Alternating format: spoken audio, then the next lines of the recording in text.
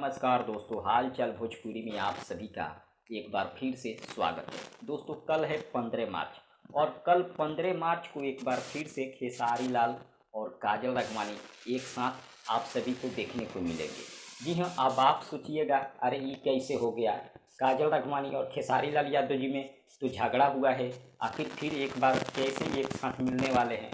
तो मैं आज इस वीडियो में पूरा खुलासा करूंगा और बताऊंगा, वीडियो को पूरा देखिएगा।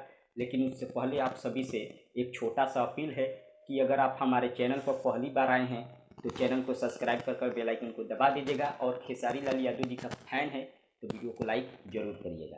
चलिए शुरू करते हैं बिना देरी के।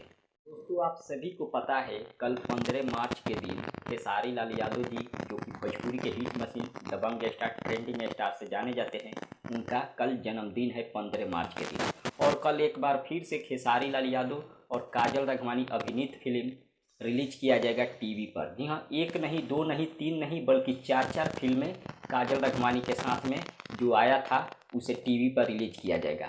आपको बता दें, सबसे पहला फिल्म बागी को सुबह 9 बजे रिलीज किया जाएगा, उसके बाद 1 बजे, उसके बाद 4 बजे, उसके बाद शाम के 7 बजे रिलीज किया जाएगा।